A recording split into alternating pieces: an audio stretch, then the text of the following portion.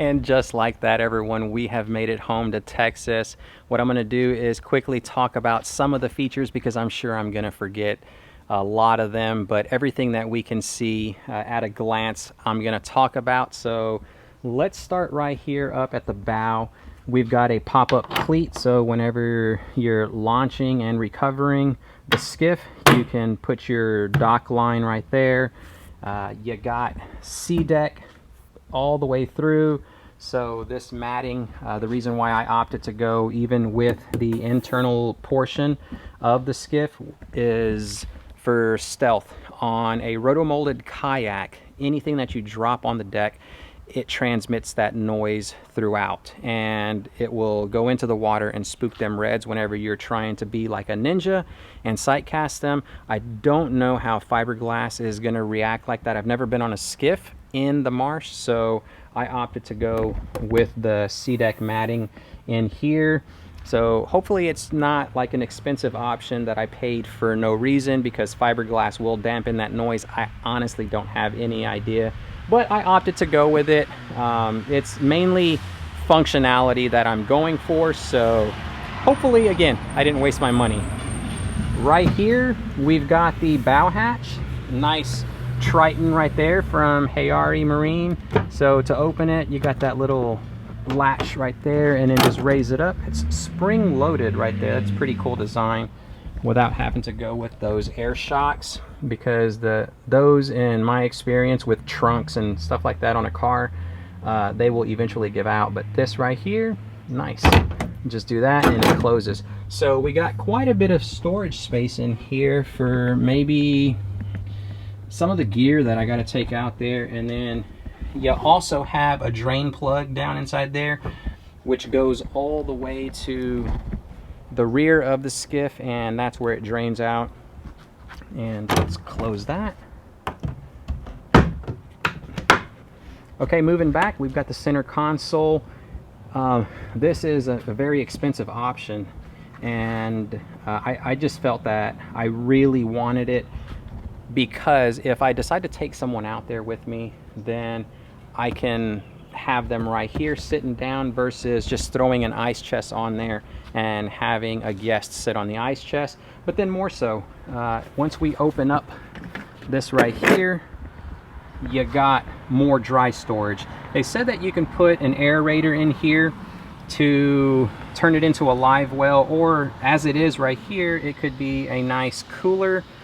I'm gonna use it as a dry box. There are no, what do you call it, like rubber seals, so I'm not too sure how dry it's gonna be. We'll find out whenever we actually get it out there on the water, but it's a nice option to have. So let's close this. I love the detail before I close it. Look at the detail. Look at the Triton right there. That is awesome. And then you look at the upholstery right here, the seat cushion. That is nice. Right there, you got the Triton again. I mean, the attention to detail that Heyari Marine put into this skiff it's awesome. I'm loving every bit of it. When you pull that drain plug in there, everything drains out through here inside the cockpit, and then it goes back towards the rear. You got two drains right there, so that's all going to be like gravity fed type thing. Whenever you're underway, whatever comes inside the cockpit will basically start flushing down towards that end. So it could be a very wet ride. I've had quite a few of you viewers out there that do own one of these. There's probably like 2 or 3 of y'all that have messaged me, so I might have that issue. We go back here towards the rear part of the center console. You got 2 rod holders here on the port side, and then you got, I think it's 1 on the starboard. I just came from over there. No, you got 2 more on the starboard side. And then we also have the fuel cap right there. It's got it says on the spec sheet that it's a 6-gallon internal aluminum fuel tank with a sending unit, but I was able to put 6.5 gallons inside there. So that's pretty cool to know that I'm gonna be able to go forever on 1 tank of gas, because we'll get back to the power unit here in a second. But yeah, you got 4 rod holders up here, 2 what do you call this? Man, I can't believe I'm just having a brain fart. 2 cup holders that are stainless, and then you got the switches right over here. 2 of them are being used. One is my nav lights, the other is my bilge. So I got an internal bilge below the deck inside the skiff, and all of that's going to empty right over here. So that plug will just basically let everything drain out. And here's another plug to drain out the actual inside of the hull itself again. So pretty cool. Here goes my fuel gauge. In order to turn that on, you go right here on this switch, and there we go. You can turn it on and see how much fuel you got. Also, if you're underway before the sun is out, you just hit the switch for the lights, and then you got the 360 light right here. It's a telescoping, whatever. 360 light right there. You got the nav lights right here, and then the other one on the opposite side. So that is pretty cool. If you don't want to like have all of this running, then you basically just turn it off, and there we go. You can see the fuel gauge going down. All the power is cut. There's an internal battery inside here with a charger. To charge that battery, you just plug in right there to an outlet, and you'll be good to go. It's nice and secure as far as letting salt water inside there to keep the corrosion down. Hopefully it's going to do its job. We'll see. You also have an internal storage right here inside the center console, and behind this is that battery. In order to access it, all I got to do is remove these screws, and then I can access that battery to either swap it out, which is what I'm probably going to do because it's a lead acid one, and they weigh a lot, and I'm going to try to cut as much weight as I possibly can. So my FPV power one will more than likely go inside there at a later date. You got the grab handle right here, and then you got plenty of space to mount a sounder. So whenever I do get the funding to purchase a brand new sounder, I'm not too sure. I'm leaning heavily towards the Lowrance 9 Ti 2 because finding a Humminbird Helix 9, not Helix, the Solix, the touch one, it's just really hard. But I have been able to locate the Lowrance Ti, or my gosh, I can't even talk. Anyhow, the one that I just talked about earlier, the 9 Ti, which is a touchscreen as well. I'm probably going to put that right there. So moving back, you got a polling platform that's probably 24 inches above the deck of the cockpit. It's got 4 rod holders, 2 up here in the front for like push polling and sight casting the reds out there in the back lake, and then you got 2 in the rear that are angled for trolling. So that is a nice plus to have. And then you got the SeaDek matting over here as well. And then we come to the heart and soul of the skiff itself. I opted to go with the Mercury 4-stroke, very fuel efficient. It's a 20 horsepower, and I think we have a 9-pitch prop down there. Julian said that if I put the 10-pitch on there, then I'm gonna have more cruising speed, but the 9-pitch will get me on plane a lot faster.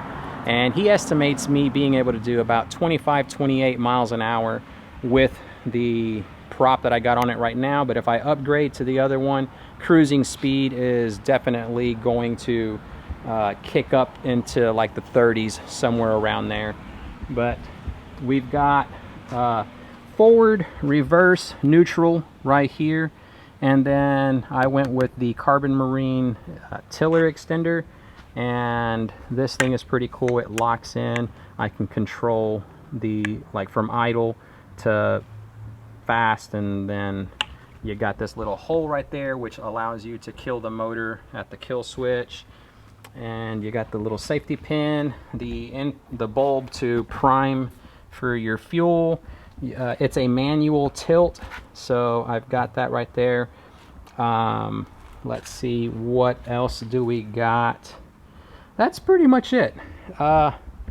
Very, very nice skiff. I cannot wait to get it out there on the water, but that will wait until I get her fully ready to go. I still need a push pole to do some damage out there. Right now, I'll probably make do with a paddle, but we will see.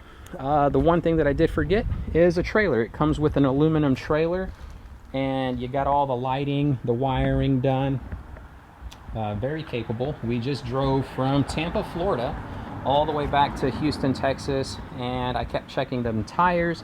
I don't know what the speed rating is, but I was really stressing, hoping that nothing was going to go wrong. I'm going to buy a spare one to put on the trailer itself, maybe up at the front right here underneath the bow. Just carry me a spare tire on the opposite side because that swings up.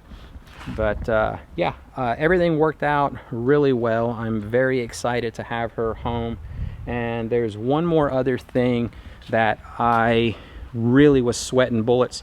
If right here you notice, I'm gonna have to put a transom saver. Even though this skiff doesn't have a transom per se, it's mounted, like the motor mount is mounted on the top deck of the skiff itself, and then it comes back to like have a makeshift transom. Well, there really isn't anything holding the motor from bobbling up and down, and it was so nerve-wracking coming home. Every time we hit a bump, the motor just kept getting jolted like a bobblehead doll.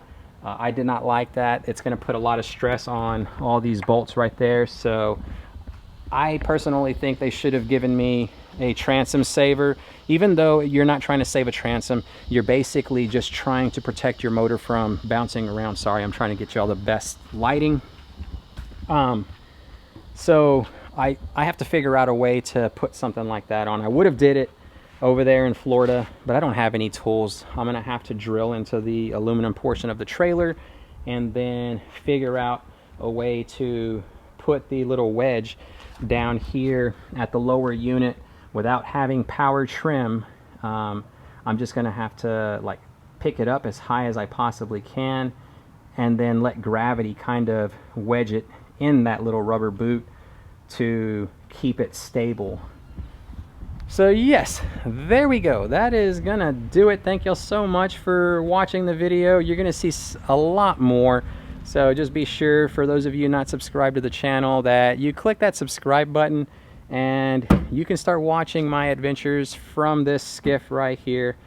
I cannot wait to get it out there for the maiden voyage with fishing, because we still got the break-in time for the motor. So we're gonna go idle around tomorrow and just start trying to find new spots to fish, because our range has been drastically increased with this bad girl right here, and I am dying to get her on the water. All right, so that is gonna do it. Thank you again so much for watching. If you enjoyed it, click the thumbs up button, and until next time, tight lines, y'all.